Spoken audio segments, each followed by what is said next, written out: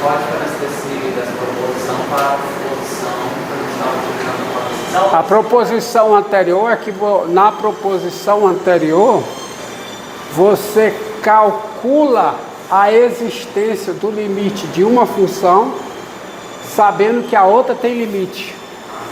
Aqui as duas têm limite e você conclui que os limites são iguais. Começou? Então observe, ó.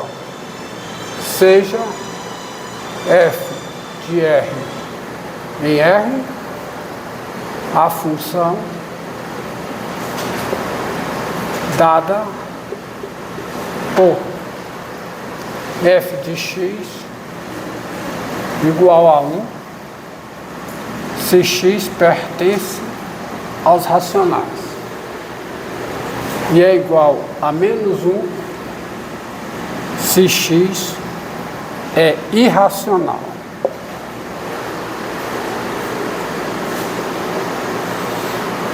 Essa função, primeiro, o gráfico dela é um negócio estranho.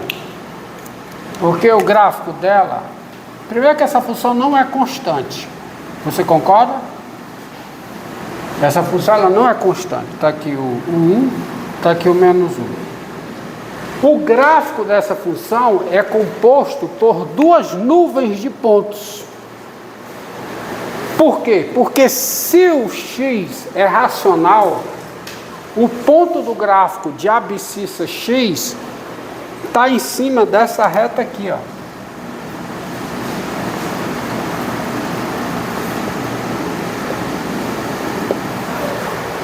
Mas essa reta não é o gráfico da função, porque nem todos os pontos dessa reta estão no gráfico. Se o x é irracional, aonde está o ponto do gráfico da função de abscissa x?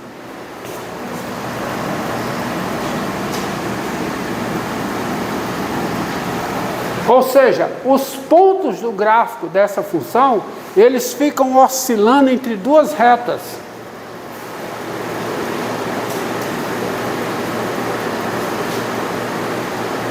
Tá? Não existe o limite de f de x, qualquer que seja o p. Não existe. Uma coisa que eu vou afirmar para vocês, e vou provar aqui, é o seguinte: dado p real, não existe o limite de f de x com x tendendo a p. Eu vou provar o seguinte: eu vou provar que dado x real, não existe o limite de f de x com x tendendo a p. Olha o que é que eu vou provar. Dado p real,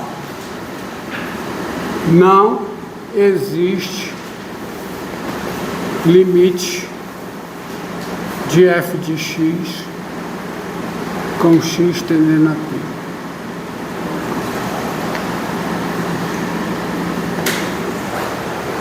Provar isso. Vou botar uma interrogação porque eu vou provar. Como? Eu vou provar por absurdo. Dado P real, suponha que exista L real. Ó, dado P real. Tá assim. Seja P real, fica melhor assim. Seja P um número real. Olha como é que vai ficar a demonstração. Seja P um número real. Aí vou botar a demonstração assim.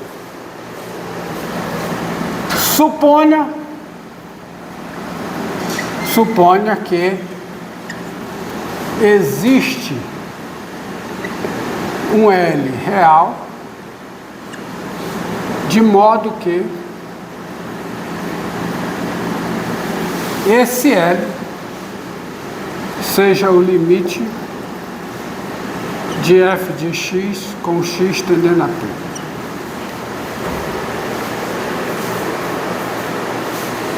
Tá? Então nós temos o seguinte. Temos, primeiro, ó, Quem é f de x, qualquer que seja o x pertencente a quê? Quem é? É 1. Ou seja, a função f, ela coincide com a função constante 1 no conjunto dos números racionais. Só que o número real P é ponto de acumulação dos números do conjunto dos números racionais. Qualquer vizinhança aberta e estrita de P contém um número racional. Então, P é ponto de acumulação do conjunto dos números racionais. Veja bem, ó. F de x é 1, qualquer que seja o x pertencente a Q. Esse Q é o meu conjunto A. Isso aqui é verdade, qualquer que seja o x pertencente a Q, ou seja, a função f, ela coincide com a função constante 1 no conjunto dos números racionais e o P é ponto de acumulação do conjunto dos números racionais. Logo, quem é o L? O L é o limite de f de x com x tendendo. Quem é o L? O L é o limite de f de x com x tendendo a P. Mas como essas duas funções coincidem no conjunto dos números racionais e o P é ponto de acumulação, o meu P é o meu conjunto A. Então o L também é o limite da função constante. E qual é o limite da função constante?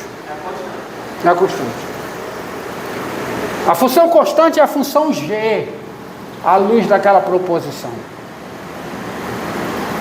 Você tem a função f, que você está supondo que tem limite com x tendendo a p. E a função f é a função g ao longo do conjunto dos números racionais. E o p é ponto de acumulação do conjunto dos números racionais. Então essa proposição garante o quê? Garante que o L é igual a 1.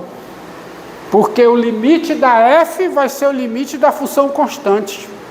Vocês percebem que eu estou usando esta proposição? O A é o conjunto dos números racionais, a f é a minha função f dada, a g é a função constante 1. Eu estou supondo que a L tem limite em P, a g eu sei que tem limite em P, então os dois limites são iguais, porque as duas funções coincidem. Isso por um lado. Agora, por outro lado,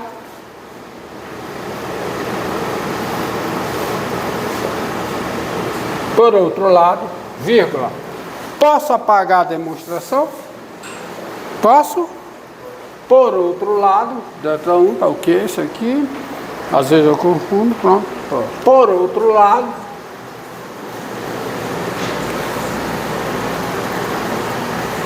quem é f de x, qualquer que seja x, irracional?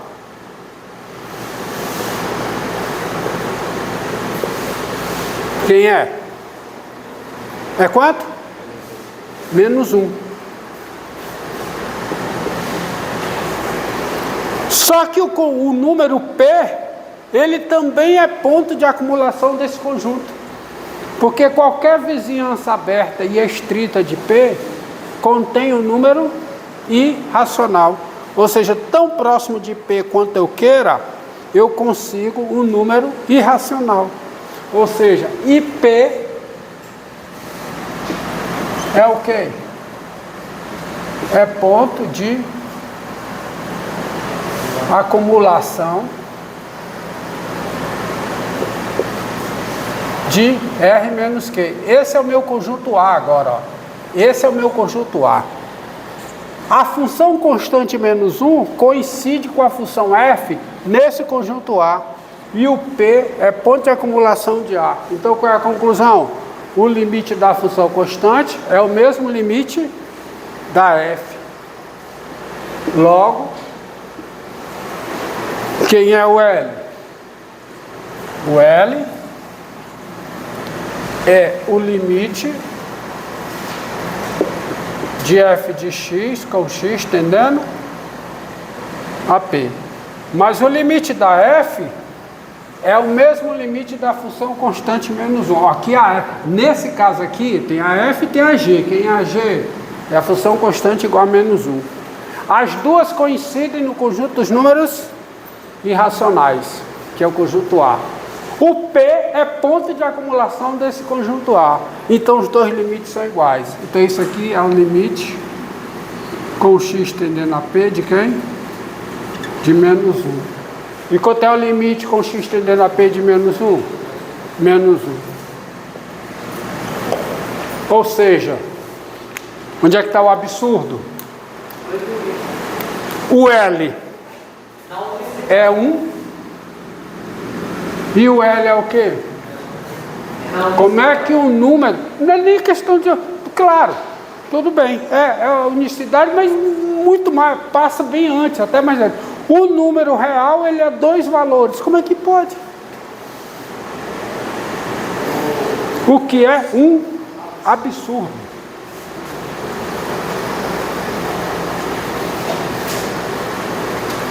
O que é um absurdo. Tá? Vou botar de vermelho, ó. O que é um absurdo. Por quê? Eu concluí que o L é menos 1 e o L é 1. Conclusão, esse absurdo veio de onde? Veio de eu supor que existe um número real tal que L é livre. Logo, não existe número real. Qual é a conclusão? Portanto, não existe número real L tal que L seja o limite de f de x com x tendendo a p. Tá? Então esta proposição ela serve para mostrar que em certas situações, para certas funções, não tem limite em certos pontos. Aí eu dei, tá gravando? Tá. Eu dei exemplo de uma função que não tem limite em nenhum ponto do seu domínio. Outra coisa, quando eu enunciei esta proposição aqui, eu perguntei para vocês, ela é intuitiva? Ninguém achou intuitiva, mas deveria ser, se você pensasse em termos de sequência. Sabe por quê? Eu vou dizer porque, como é que você pode ver essa proposição como intuitiva? Proposição, estou falando da proposição. Quais são as hipóteses?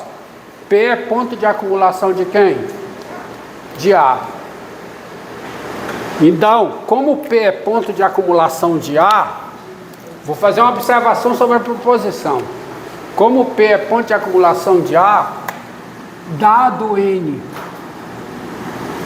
natural não nulo, existe xn em A tal que 0 é menor do que xn menos P, que é menor do que 1 sobre N, que é o P é ponto de acumulação de A. Então, dado N, 1 sobre N é um número positivo, então existe xn em A, tal que isso aqui acontece. Mas se isso acontece, quando N cresce, o que é que está acontecendo com xn? Tá se aproximando, tende a P. Tende a P, e tende mesmo. Então, essa sequência xn aqui, ó, essa sequência xn, ela está dentro de A e ela vai para P. Aí eu estou falando em termos de sequência. O problema é que isso eu acho desonesto, por isso que eu não gosto disso. Mas é intuitivo, tá? É intuitivo. Porque a teoria de sequências tem toda uma teoria para limite. Tá certo? Mas vamos pensar assim, essa sequência xn vai para P. Acontece que o f de xn é igual a quem? A g de xn. Porque o xn está onde? Está em A. Então, se o xn está indo para P, qual é o limite de f de xn com n tendendo a mais infinito? Quem é o limite de f de x com x tendendo a P? Então, o limite de f de xn com n crescendo é L. Quer dizer, esse negócio aqui vai para L, mas para onde esse vai, esse outro vai, que são iguais. Então, L tem que ser N. Entendido aí? É nesse sentido que esta proposição é intuitiva. Você consegue uma sequência xn convergindo para P, aí o f de xn é igual a g de xn, então o limite do f de xn é L, mas também o limite é o limite de g de xn, que é quem? Que é m, então L tem que ser m.